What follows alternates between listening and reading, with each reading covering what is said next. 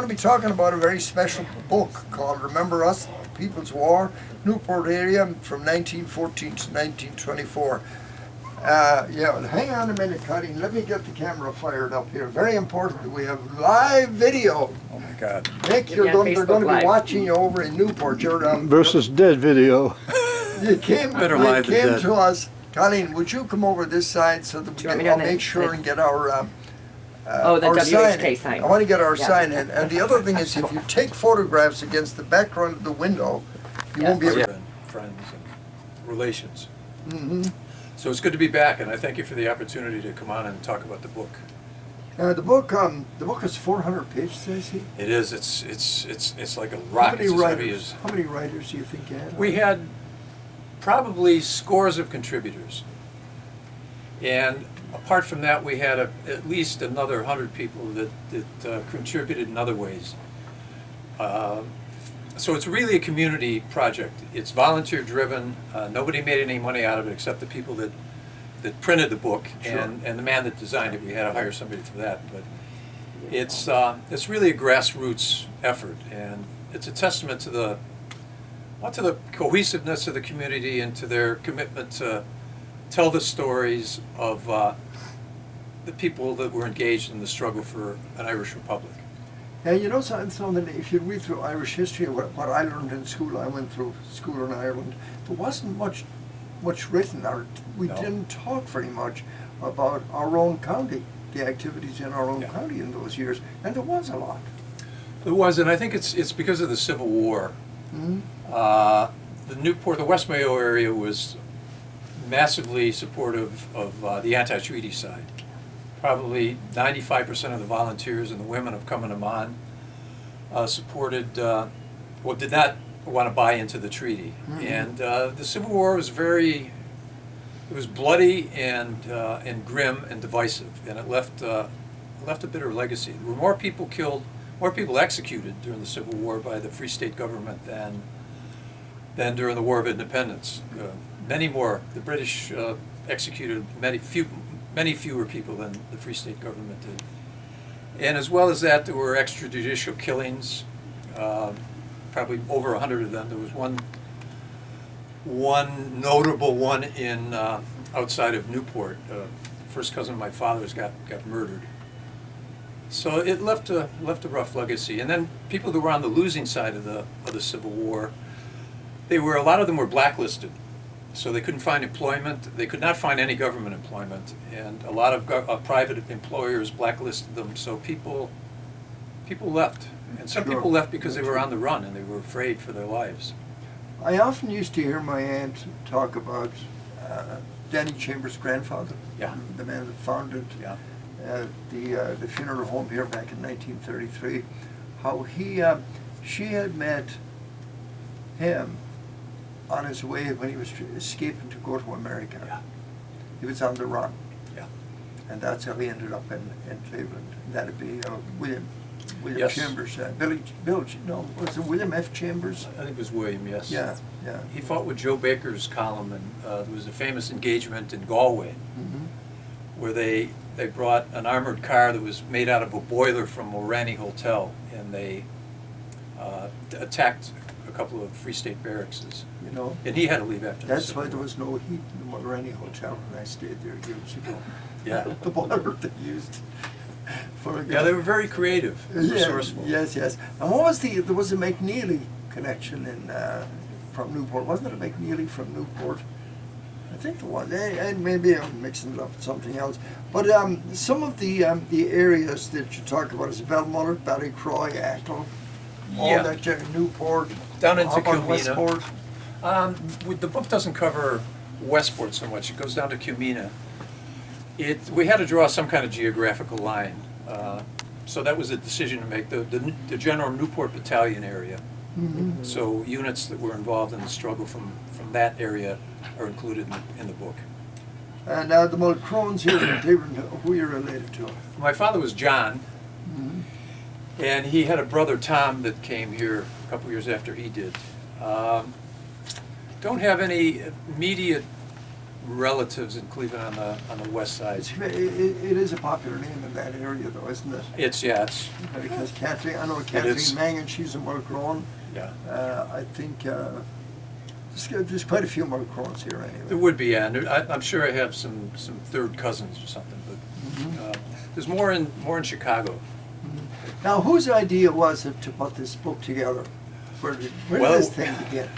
It kind of grew up like a mushroom. It was How many years ago? When did it spontaneous. start? About- When did? Probably around 2014, a group gathered of generally mainly older people, and they wanted to do a kind of family history of the Morans, because the Morans are related to everybody. And then it kind of grew from there. The centenary of the 1916 Easter Rising was coming up in a couple of years, and they wanted to do something for that. So maybe a booklet or a pamphlet about some local stories, and then through a very circuitous process, people started interviewing people, and it just kind of arose from there. Just kind of And it wasn't an easy process. Oh, I'd say not. Everything was done by consensus, but it took shape, and we're all still friends. We had a lot of discussion. I suppose you found out some family secrets about different families. Something they Yeah, did. there's some great stuff in the book. It was an education for me, especially coming from Cleveland. And initially, there was a little bit of reticence about wanting to include the Civil War, even now, 100 years later. But of course, it'd be ludicrous not to include the Civil War in a book about the troubles in West Mayo. Oh, so. yeah. There were lots of prejudices. My dad was a school teacher, and of course, one of the things he taught was history. There were certain books that he said we were going to read at school, and that was it. There was a history of Ireland. This one we were real young now in grade school, and he said you can read the book written by James Carting, which was a history of Ireland. But he says you're not allowed to read the book written by a fellow named John Casserly. And John Casserly had a kind of an Anglo-Irish take on it, whereas Carty was a dead-set rebel. And that's who we were allowed to read. And that was what our impression of Irish history was. There was a lot of that. Now, and he was the local school teacher. Yes. I have cousins even younger well, much younger than we are, that they went through the same thing. I think it's only in the last, I don't know, 30, 40 years that there's been a more concerted, even-handed look at exactly what happened, because it was very divisive, very divisive. Yeah. I And mean- I noticed even with my dad, he died, he was almost 80 when he died, and he still had a lot of those old prejudices, like he was a devil-era man all the way, didn't like Michael Collins, didn't like the anything to do with those people, as he said, Fianna Fáil all the way, never changed. And he took those old prejudices to his grave with him. Yeah. The passage of time has made it possible to take a more nuanced look at all of that, because it was very divisive. People were excommunicated. Volunteers during the Civil War were excommunicated. Sure. And that was a death sentence for that generation. Oh my gosh, yes. When the priest condemned you from the altar, you were gone. You were gone. But listen, talk to me about your own educational background. You went to where, St. Ignatius here? I went to Ignatius, yeah, and I went to John Carroll for a couple of years, and then I quit there and went to Ohio University, and I worked for a newspaper for a couple of years, and I left that, and I went to Alaska, as I say, and I worked on the pipeline there. I think with some of your neighbors. And Rockmore. Tommy Campbell worked there. He had a cousin Yes, there. yes, Tommy he was a Campbell. fitter as well, wasn't he? Yeah. Tom was a pipe fitter, and he died not long after he came back from Yes. there. I remember he was Yeah. only 47 or 48 Yeah. years old when he died. I had a lot of cousins work there. Did you? They were illegal immigrants working on the pipeline. Plenty of them. No, there was a lot of them there, but they all did the right thing eventually, and they became legal. And then, what did you do after the pipeline? You went to college up there? Well, no, I left, and I thought I'd get back into journalism, so I went to University of Oregon. Mm-hmm. And then I got lucky with some scholarship, and I was offered to do a PhD. I certainly wasn't on any conscious career track, but I could go to Seattle at the University of Washington. I didn't have to pay for it. I'd have enough to live on, and there was great traditional music up there, and I play trad music. So I thought, why Oh, you're not? a musician too, huh? Yeah, a little What do you bit. play? play the flute and I, Why didn't you bring it with you?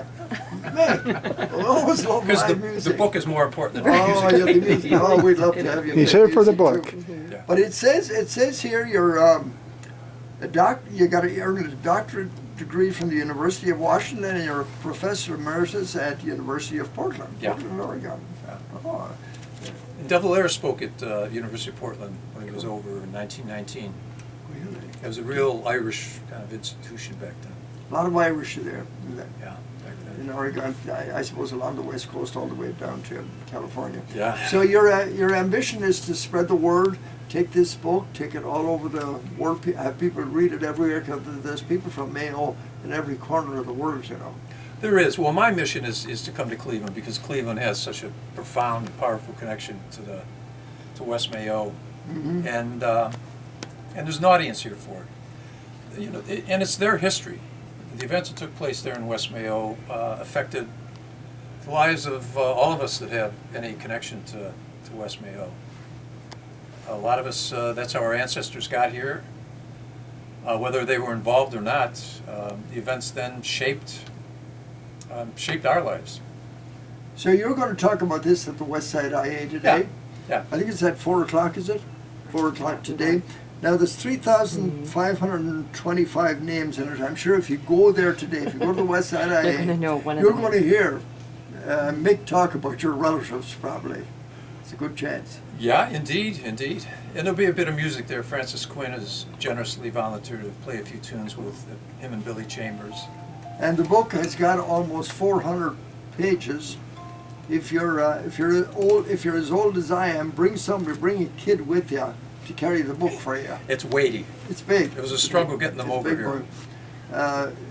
Is it a lot of footnotes on it, or is it? It's well documented. And it has about 100 pages of appendices, which lists every unit, every company of volunteers, IRA volunteers, and women of Come and Amman. And it has a lot of information. So anybody. Jerry, hello. How are you doing, Jay? Interesting show today, don't you? Huh? Lots going on for you Well, today. there's always a lot going on here on Sunday mornings. Yeah, a lot of music, a lot of interesting people like this. We do it all. We try to make it community radio, as you know. And you're a great resource for the community. We try to be. We bring people like you guys on, all our guests here today. That's what makes it, I suppose, community radio. Can I answer? Yeah, sure. Before I leave, I'd just like to acknowledge the efforts that Jack has made in organizing and promoting this book launch. Without his efforts, I wouldn't be here. He does a So lot I of wanna great thank things, him. Jack does for the Yeah. community. And of course, being a Kilroy and the family coming from around Newport, he is a little bit prejudiced. Just a little prejudice there. Right? Not an impartial effort. More power we to really him. love it. I love it, Jack, and your family were involved in